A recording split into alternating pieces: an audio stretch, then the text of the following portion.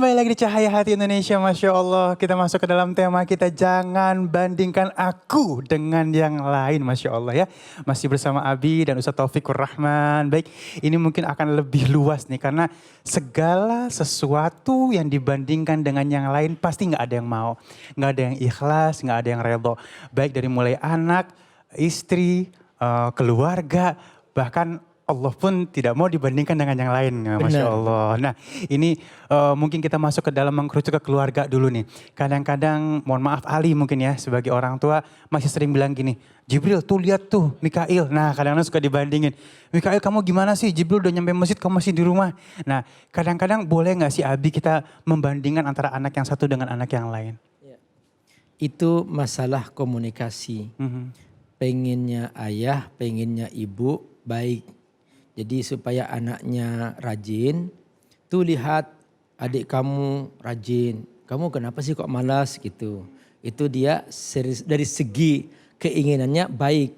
Tapi dari segi cara seringkali menyinggung. Jadi membandingkan dengan orang lain ini membuat dia tersinggung. Merasa dirinya direndahkan karena dianggap dia tidak sehebat si fulan. Memang masing-masing kan punya kelebihan. Kita tidak bisa memaksa anak kita ini seperti adiknya atau seperti kakaknya. Kenapa? Karena masing-masing Allah kasih kelebihan. Mungkin dari segi ini dia lemah, tapi dari segi yang lain dia punya kelebihan misalnya. Makanya benar, komunikasi seperti ini seringkali merusak. Banyak anak merasa tidak nyaman di rumah karena seringkali perilaku ayah dan ibu membanding dengan anaknya si fulan. Kebun tetangga lebih indah daripada kebun kita. Jadi rumah tetangga lebih indah daripada rumah kita. Seringkali begitu. Kenapa? Kan kita sudah setiap hari. Padahal anak tetangga itu dia sering mengatakan tuh jadi seperti anaknya fulan. Kenapa tuh bagus, rajin. Nah, menurut kita dia ada kurangnya kan, tapi menurut tetangga itu baik. Nah, itulah dia. Jadi hindari bahasa membanding-bandingkan dengan yang lain. Karena itu akan membuat anak minder. Kalau kepada istri, membuat istri sakit hati juga. Apalagi istri dibandingkan dengan istri orang lain. Ya Allah. Ya, itu kan istri orang lain. Kenapa kok ayah lebih kagum kepada istri orang lain? Yang menemani kan istrinya sendiri. Iya. Nah seperti itu ya. Gimana Ustadz? Iya, jadi jangan membandingkan dengan yang lain. Abi Amir bukan maksud menggurui, karena bicara di hadapan guru terasa ke Ya Allah. pasar pagi naik mobil bis, grogi abis. Grogi abis. Tapi karena ya pertanyaan ini harus dijawab, untuk menggambarkan dalam kitab Qiraatul Rasyidah, ada cerita tuh Abi Amir. Di saat singa terperangkap dengan jala, dia teriak-teriak, unsuruni, unsuruni, unsuruni, tolong saya dong, tolong saya dong. Datang ternyata tikus, ya Fa'roh.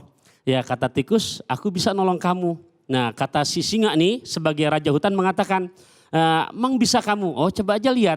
Ternyata dengan gigi-giginya digigit. Lepaslah jala itu, selamat dia. Lantas kata singa ngomong, ma kuntu ahsibu anna hayawanan da'ifan mislak yakdiru mala akdiru alaihi ana. Ana nggak sangka ya, hewan kecil kayak inti bisa mengerjakan sesuatu pekerjaan yang aku tidak mampu. Nah nasihat indah nih. Apa kata si tikus? La tahtakir mandunak falikul disai'in maziyah. Jangan menghina yang kecil. Karena setiap hamba Allah, Allah berikan kelebihan. Aduh, Masya Allah. Ya memang kadang-kadang membandingkan itu keluar begitu aja gitu. Refleks gitu ya.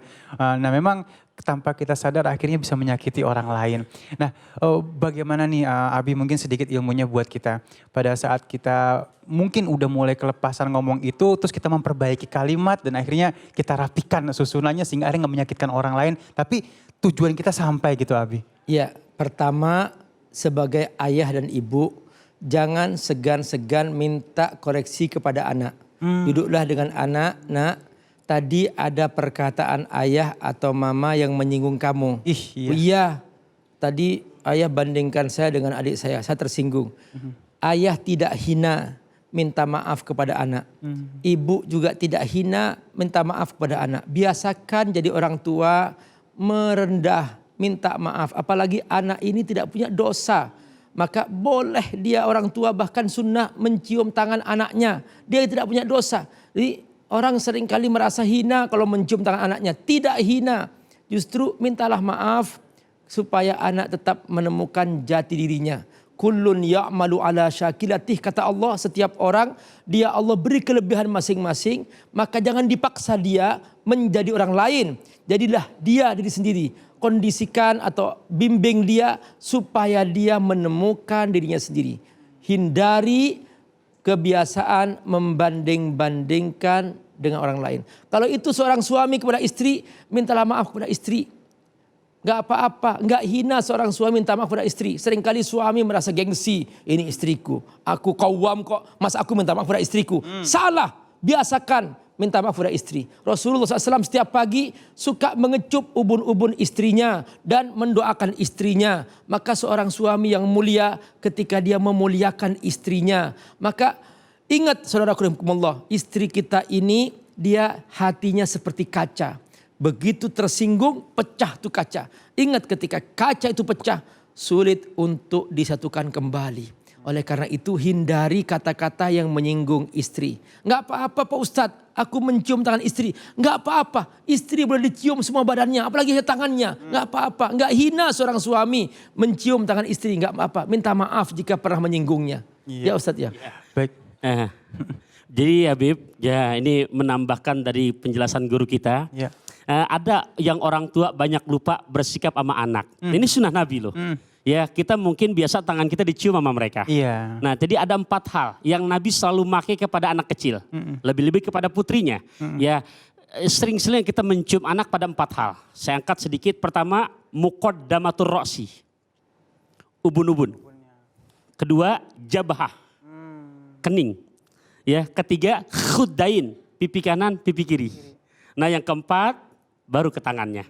Jadi Nabi sering tuh melakukan ini. Mencium untuk ininya, ubun-ubunnya.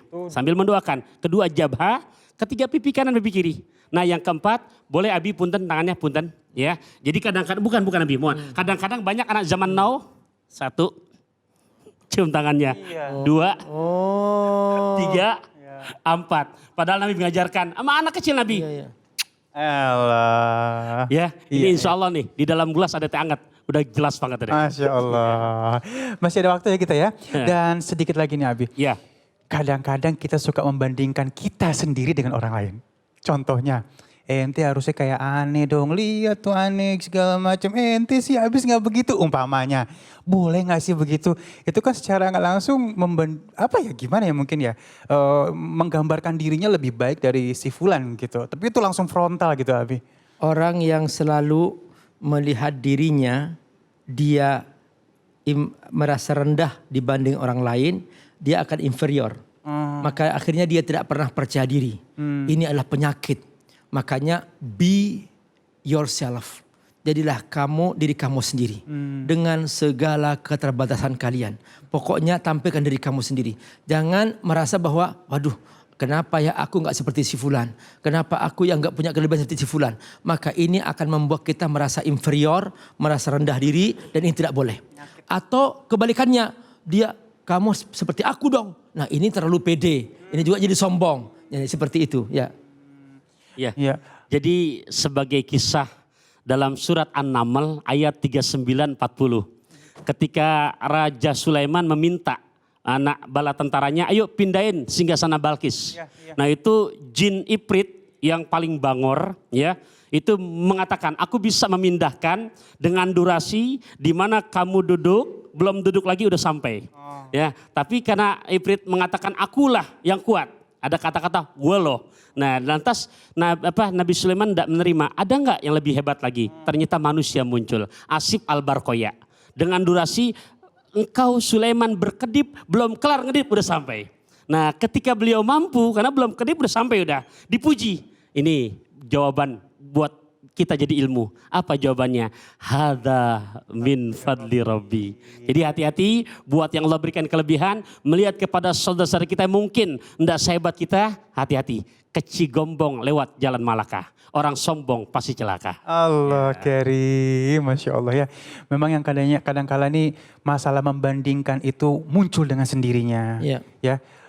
Jadi kita nggak pengen tapi tiba-tiba pengen. Tapi aku setuju tadi Abi bilang juga guru. Kadang-kadang kalau misalnya gini jadi rendah diri akhirnya kita jadi nggak pede. Iya. Terus tiba-tiba kalau misalnya kita nggak punya ilmu jadi kebablasan, jadi sombong. Benar. Nah gimana ini kita istilahnya membandingkan tapi yang akhirnya membawa kita ke arah kebaikan ya Abi? Ya, jadi yakini bahwa aku diciptakan Allah dengan kelebihan yang Allah berikan kepadaku. Maka berusahalah menemukan kelebihan itu dengan sebaik-baiknya. Jika kita punya anak, bimbing anak supaya dia menemukan kelebihan itu. Nah begitu sudah ketemu kelebihannya, maka dia berusaha untuk tampil sebagai dirinya sendiri. Bukan tampil seperti orang lain. Misalnya dia baca Quran. Gak usah niru orang lain.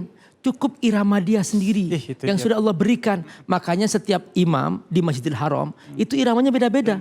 Nah, Imam Sudais beda, Imam Mahir beda. Kenapa? Karena itu irama fitrah yang Allah berikan kepadanya. Jadi kalau kita apapun, baik itu membaca Quran maupun kita tampil dengan masyarakat, jadilah kamu diri sendiri. Semoga Allah berkahi. Ya mungkin guru ada yang ingin tambahkan Anak sedikit? pakai pantunnya singkat. Siap. Iya. Jadi di dalam ada mangga di dalam asinan. Ada mangga di dalam asinan, begitu dimakan rasa semangka. Jangan hanya bangga banyak keturunan, tapi kita pikirkan untuk pendidikan mereka. Masya Allah, ya Allah ya kirim. Ini ilmunya banyak banget yang kita dapatkan ya. Dan mudah-mudahan ilmu yang diberikan oleh guru-guru kita gampang kita serap, kita ingat, kita amalkan, kita dakwakan. Masya Tapi Allah. ini harus dibalas dengan pantun. Neneknya Sofyan makan sirih. Cukup sekian, terima kasih. Udah banyak makan raya. Iya.